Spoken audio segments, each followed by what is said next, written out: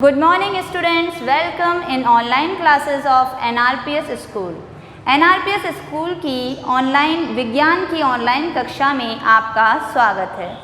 बच्चों, हमारा दूसरा पार्ट जो है वो पूरा कर रहे हैं और दूसरा पार्ट जो है मैंने आपको प्रीवियस वीडियोस में हम लोगों ने पढ़ा है प्राणियों में पोषण, और उसके प्रश्न उत्तर मैंने स्टार्ट करवा दिए थे। जो 7 प्रश्न हैं स्टार्टिंग के, वो मैंने आपको अपने पहले वाला जो वीडियो है उसमें सेंड कर दिया है। आप लोगों ने देख लिया होगा और होमवर्क कर लिया होगा। देखो बच्चों, बार बार कह रही हूँ, आप खुद अपने टीचर हो, इसलिए पूरा अपने आप पे ध्यान दो और काम करने में ईमानदारी रखें। 8वां प्रश्न है, क्या कारण है कि हमें ग्लूकोज से ऊर्जा तुरंत प्राप्त होती है? अब देखो बच्चों, ये प्रश्न लिखिए, ग्लूकोज से हमें तुरंत ऊर्जा क्यों प्राप्त होती है? क्योंकि देखो, ग्लूकोज जो है वो कार्बोहाइड्रेट की सरलतम इकाई है और ये सरलतम इकाई होने की वजह से इसको पचाने की तो आवश्यकता होती नहीं है, तो पचाने का जो प्रक्रम है वो हमारा बच जाता है और सीधा ही इसका अवशोषण कर लिया जाता है और अवशोषण होने के पश्चात इसका स्वांगीकरण के द्वारा हमें ऊर्जा प्राप्त हो जाती है। इसलिए ग्लूकोज से हमें जल्दी और शीघ्र ऊर्जा प्राप्त होती है। तो क्वेश्चन नंबर ये है 8वां, क्वेश्चन नंबर 8 है, क्या कारण है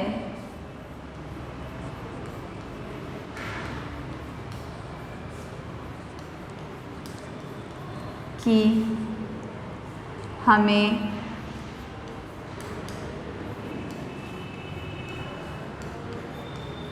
ग्लूकोज से ऊर्जा तुरंत मिल जाती है?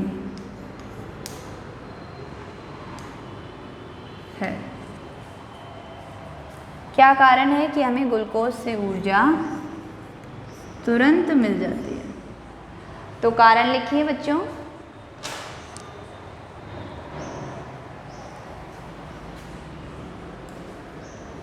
ग्लूकोज कार्बोहाइड्रेट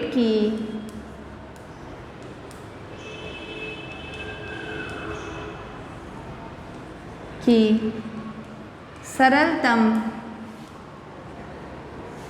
इकाई है। मतलब ग्लूकोज से ही कई ग्लूकोज की इकाइयों से मिलकर ही अलग अलग प्रकार के जटिल कार्बोहाइड्रेट का निर्माण होता है, तो ये सरलतम इकाई है। अतः इसके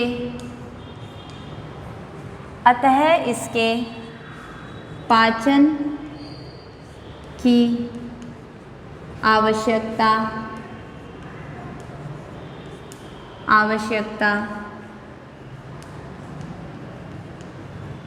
नहीं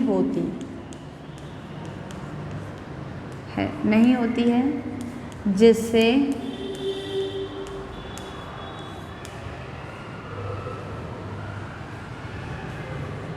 शीघ्र इसका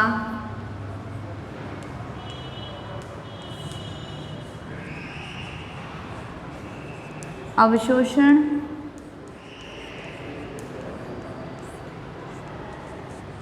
होकर स्वांगीकरण के पश्चात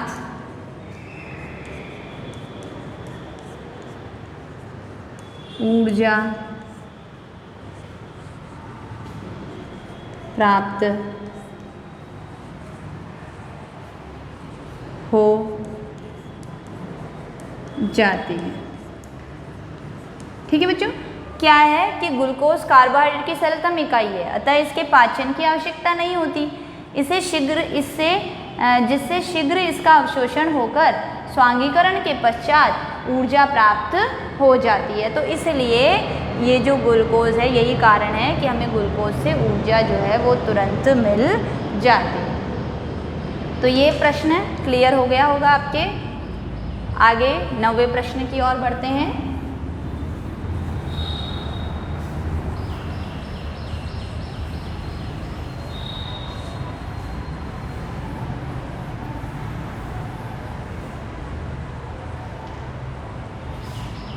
क्वेश्चन नंबर 9, आहार नाल के कौन से भाग द्वारा निम्न क्रियाएं संपादित होती हैं?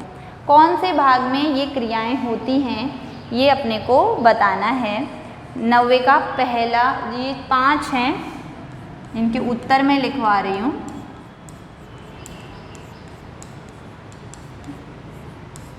कौन से भाग में कौन कौन सी क्रियाएं होगी? पचे भोजन का अवशोषण। अवशोषण का कार्य सबसे ज़्यादा कहाँ होता है? क्षुद्रांत में। क्षुद्रांत। दूसरा प्रश्न है, भोजन को चबाना। चबाने का कार्य कहाँ होगा? मुख गुहिका में।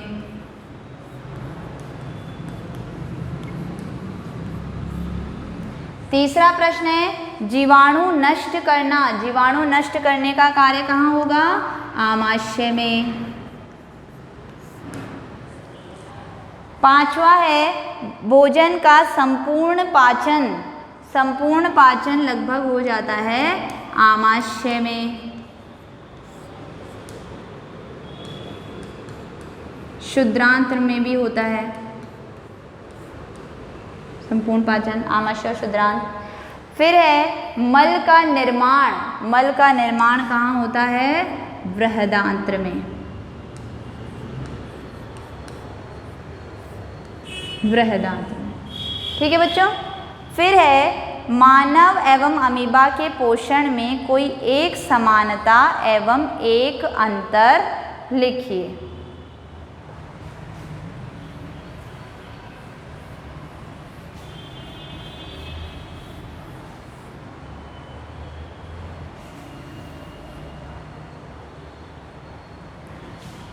प्रश्न 10वां, मानव व अमीबा के पोषण में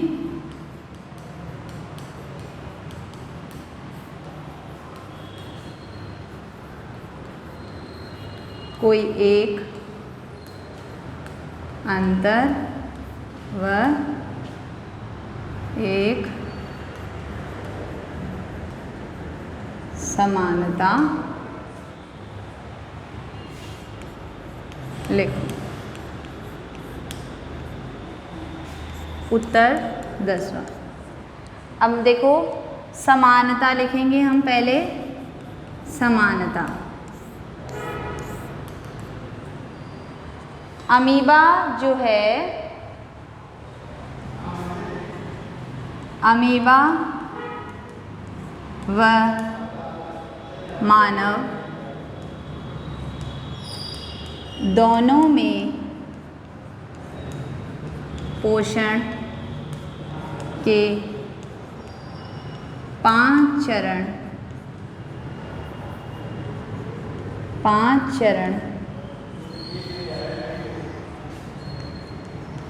अंतर्ग्रहण, पाचन, अवशोषण,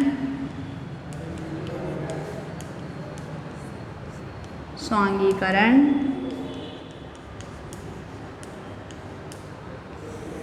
तथा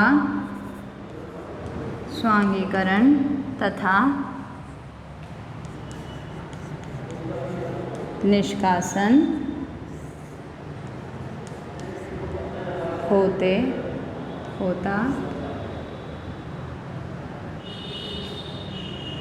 है। पोषण 5 चरणों में, 5 चरणों अंतर्ग्रहण, पाचन, अवशोषण, स्वांगीकरण तथा निष्कासन में होता है। ठीक है। और असमानता,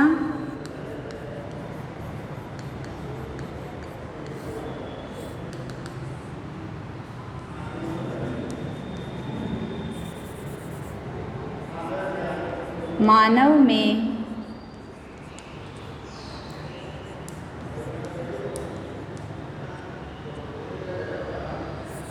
में सुविकसित पाचन तंत्र होता है, जबकि अमीबा में यह कार्य एक कोशिका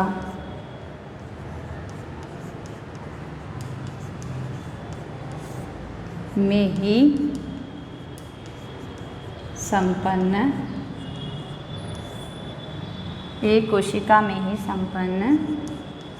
होता। तो बच्चों ये लिख लिया आपने, ये प्रश्न हो गया। अब है हम ये 10वां प्रश्न लिख लीजिएगा। 11वां प्रश्न की ओर बढ़ते हैं। 11वां प्रश्न है, मिलान करना है आपको, वापस से मिलान वाला ही प्रश्न आया है। प्रश्न 11, मिलान करो। कॉलम ए को कॉलम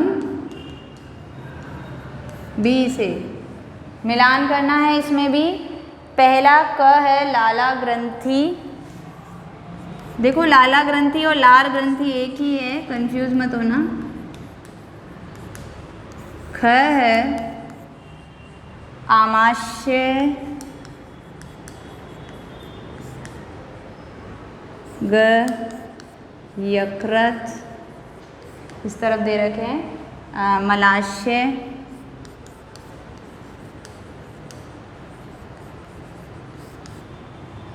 घ दे रखा है शुद्रांत, मलाशय के बाद में दे रखा है शुद्रांत,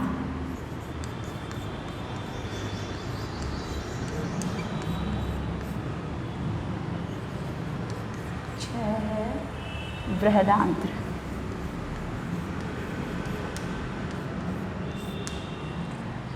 लार ग्रंथि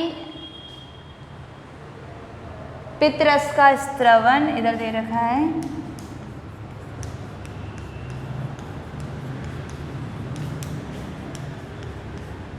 स्त्रवन। सेकेंड, बिना पचे भोजन का भंडारण। बिना पचे भोजन का भंडारण। तीसरा, लाला रस स्रावित करना।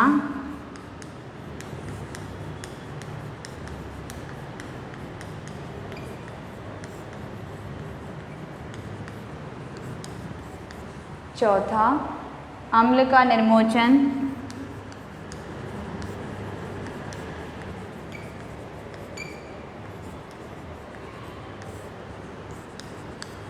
पांचवा, पाचन का पूरा होना।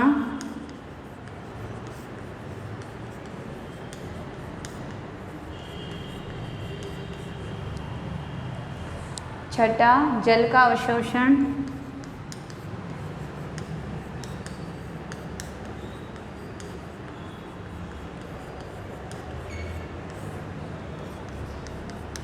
सातवां, मल त्याग।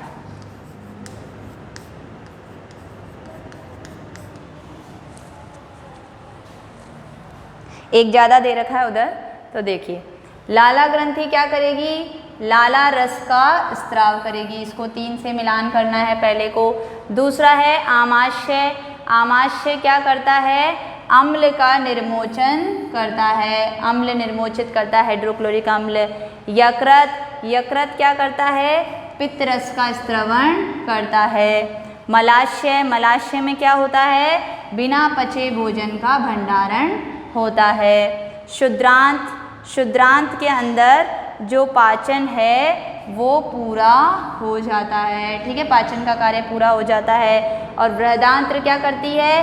बृहदांत्र जल का अवशोषण करती है। तो ये मिलान हो गया, ये मलत्याग जो है वो ऐसे ही रह जाएगा। तो मिलान वाले प्रश्न हो गए बच्चों।